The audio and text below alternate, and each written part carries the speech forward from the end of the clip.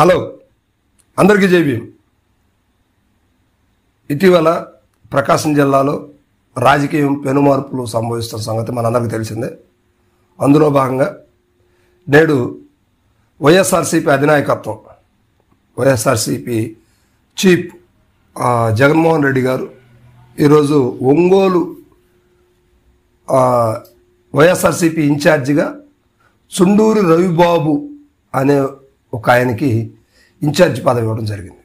ఇది రాష్ట్ర వ్యాప్తంగా కూడా కొంచెం సంచలనమే అని చెప్పుకోవచ్చు. ఎందుకంటే ఒక సామాన్య కార్యకర్తగా పనిచేసినటువంటి వ్యక్తి, పార్టీలో మొదటి నుంచి ఉన్నప్పటికీ సామాన్య కార్యకర్తగా పనిచేశాడు ఈ రవిబాబు గారు.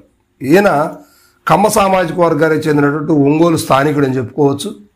ఈయనకి గతంలో కూడా అద్దంకిలో కమ్మ సామాజిక వర్గం ఎక్కువ ఓటర్లు ఉంటారు కనుక గతంలో కూడా వైఎస్ఆర్సీపీ నుండి అద్దంకి నుంచి పోటీ చేయడానికి కూడా అవకాశాలు వచ్చినాయి.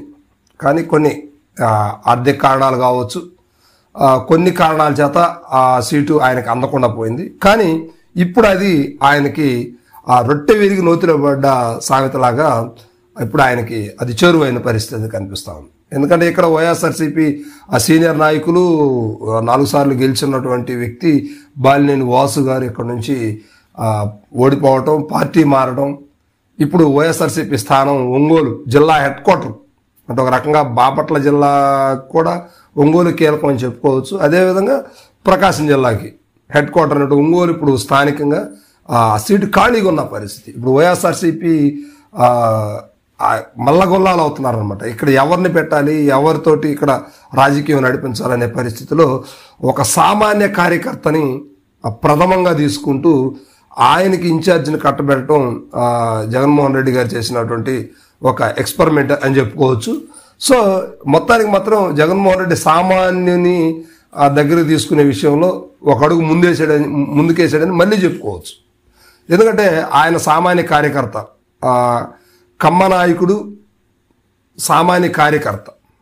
కానీ సామాన్య కార్యకర్తలకి అంత పెద్ద పీట, అందులో జిల్లా హెడ్ క్వార్టర్ స్థానం ఇవ్వడం అనేది ఆషామాషి విషయం అయితే కాదు. కానీ జగన్మోహన్ రెడ్డి గారు ఆ పెద్ద మనసుతోటి చుండూరు రవిబాబు గారికి పార్టీ కార్యకర్తగా ఉన్నాడు, పార్టీలో కూడా సీనియర్ అని చెప్పుకోవచ్చు. పార్టీ మొదటి నుంచి కూడా ఆయన వైఎస్ఆర్సీపీకి అనుగుణంగా నడుస్తూ బాలినేని వాసు గారికి కానీ, లేకపోతే మాగొండ శ్రీనివాసరెడ్డి గారికి కానీ, జగన్మోహన్ రెడ్డి గారికి కూడా అంత దగ్గరగా నడుస్తున్నటువంటి పరిస్థితి అయితే కనిపిస్తూ ఉంది. సో ఆయన సేవల్ని వైఎస్ఆర్సీపీ జిల్లా వ్యాప్తంగా కూడా వాడుకుందని చెప్పుకోవచ్చు. మరి అలాంటి వ్యక్తి అంటే ఒక మాస్ లీడర్ అని చెప్పుకోవచ్చు. అంటే పేరుకి ఆయన చిన్న వ్యక్తే కావచ్చు, కానీ ఆయన్ని ప్రజలందరూ ఇష్టపడేటువంటి నాయకుడు. ప్రజల్లో సోషల్ మీడియాలో ఆయన అందరికి కూడా పరిచయం అయినటువంటి వ్యక్తి, సామాన్యునితో కూడా చాలా క్లోజ్గా మాట్లాడేటువంటి వ్యక్తి. సో ఇప్పుడు చుండూరు రవిబాబు గారు ఒంగోలు ఇన్ఛార్జిగా ఇవ్వడం అనేది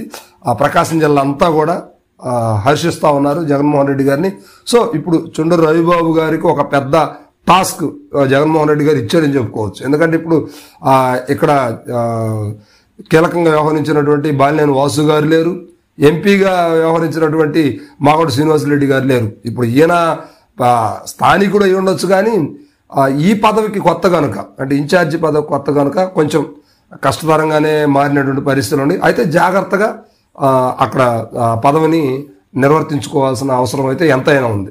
సో అదేవిధంగా ఎంపీ గారు కూడా, ఎంపీ క్యాడర్లో ఉన్నటువంటి చేరెడ్డి భాస్కర్ రెడ్డి గారు కూడా కొత్తే, నిన్న ఇటీవల ఓటమి పాలయ్యారు. అయినా కూడా పట్టు వదలని విక్రమార్కుల్లాగా ఆయన జిల్లాని నడిపిస్తూ ఉన్నాడు అని చెప్పుకోవచ్చు.